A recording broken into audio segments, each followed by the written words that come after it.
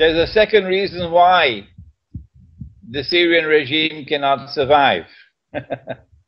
It's not only because it's a religious minority, a sectarian minority, which has long oppressed the majority Sunni.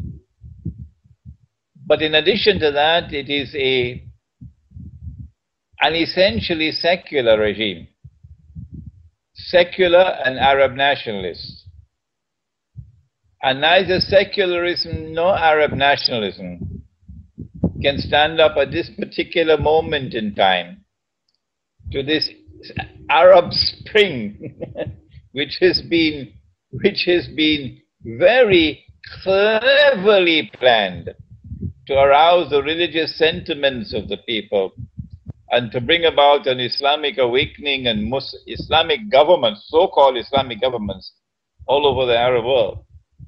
And because Bashar al-Assad and his regime are secular and Arab nationalists, that also militates against their survival. Well, you've brought us on to the Arab Spring and the political parties which are Islamic and the Islamic movements. There's the terrible state of Tripoli, run by Belhaj, if I may say it is terrible. I mean, all these atrocities committed by people championing Islam. What has gone wrong? What is your interpretation? How has this happened? I think we have to make a distinction between Arab uprisings, spontaneous, so-called spontaneous Arab uprisings in Tunisia, in Egypt, etc., and a pre-planned and an armed insurrection in Libya and now in Syria. This was planned long in advance. And there are many reasons why they wanted to bring down the Libyan government. One of which was, of course, Libya's opposition to Zionism and Libya's championing of the Palestinian cause. The other reason was, of course, and now we're learning about it more and more, of Libya's plan to introduce a new currency, gold coins and silver coins, the dinar and dirham.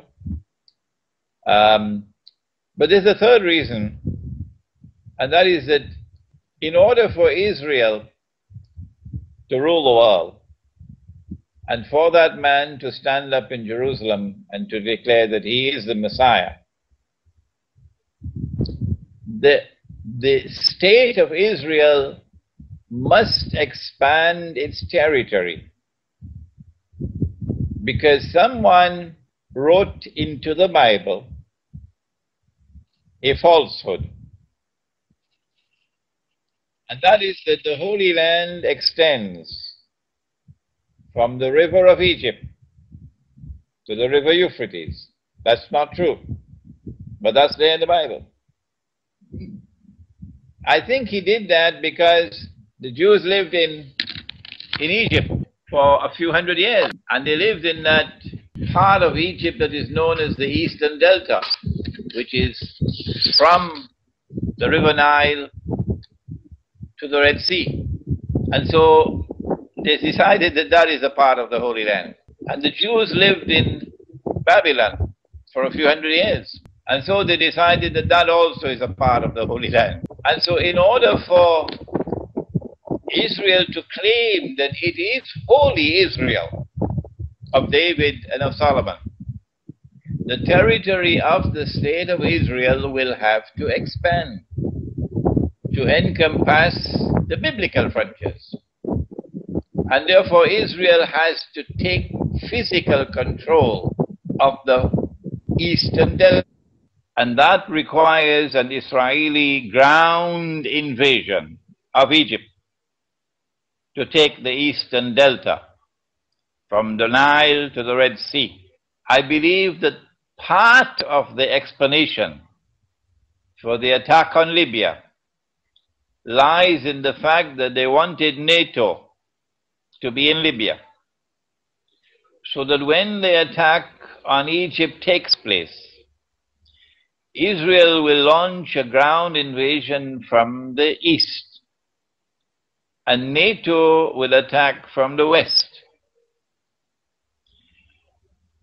And I believe part of the strategy for the division of Sudan into two states, and a southern Sudan which is increasingly linked with Israel, is to allow for a further front from the south, so that you deal with Sudan and Egypt at the same time. And in the process, you're able to take control of that part of Egypt, which according to Israel is Israeli territory. Yes. This is my explanation for the long-planned insurrection in Libya. Dreadful. And they've done the same with Syria, and they would like to have had a no-fly zone. They would have liked to have covered it in depleted uranium and toxic waste, as they've done elsewhere. But Russia has stopped that, Russia and China. I mean, that is why I appear to defend the regime in Damascus, is out of fear of what the West would like to do. But, sir, perhaps I can bring you to the recent news that Iran is now going to sell its oil for gold to India. That is confirmed, and China may follow suit. Is this the end of the dollar now? Oh, the dollar is already at its end. It's being kept alive artificially, Morris. And it is because the U.S. administration knows that an attack on Iran is going to bring down the dollar. And that's why they don't want an attack on Iran. They are also conscious of the fact that an attack on Iran is likely to lead to world war. And the United States much prefers to fight countries like Libya than a country like Russia. So I do believe that we are seeing a positive development here, that India and Russia and China and Turkey have already declared their intention to disregard and defy the sanctions on Iran imposed by the Americans and by Europe. But what we would like to do, Morris, is to try to bring about an alliance of like-minded people who are opposed to Zionism and to the Zionist quest for world political and economic dominion. If all of us who are like-minded can come together, and that the world of Islam, which stands at the forefront in resisting Zionism today, were to take the lead, not the governments, of course, because the governments, most of them are in the pockets of the Zionists, but the people, that we can come together. A good place to come together would be Venezuela. Mr. Chavez would be pleased to welcome us in Venezuela and get to know each other and begin networking and try to come up with a common policy and a common front, one of which would be to restore real money, which is gold and silver coins, for trade, and to eliminate the use of the Zionist money. I call it the Zionist money, which has come out of Bretton Woods and the IMF, the paper currencies. Yeah. Yes. Well, that's a very good note to kind of end on. It's a solution. I was going to ask you what we can all do, but in a way you've there encompassed a vision, and you've put Chavez at the top of it, which is a new idea. I've not heard of this before, but it makes sense, where a resistance can be claimed. It's a shame that Zionism has now adopted such a bad reputation, and that it's been doing so much evil. It didn't have to go that way, but it has. I guess these people have evolved from Eastern European Jews. Am I incorrect, or am I able to ask you that question? I don't think the European is a bona fide Jew, because a Jew is Semitic. Genetically, he's Semitic. Yes. And the Europeans are not a Semitic people. That's really, yes. And so I make a distinction between the European Jew and the Semitic Jew. But whoever chooses to claim to be a Jew ought to be recognized as a Jew. And so we recognize them as Jews. But Zionism was born out of a an obsession of restoring the Jews in their Jewish homeland that God gave to them, and in restoring a state of Israel that David and Solomon had established. And although Zionism has never proclaimed it, in also causing that state of Israel to one day rule the world.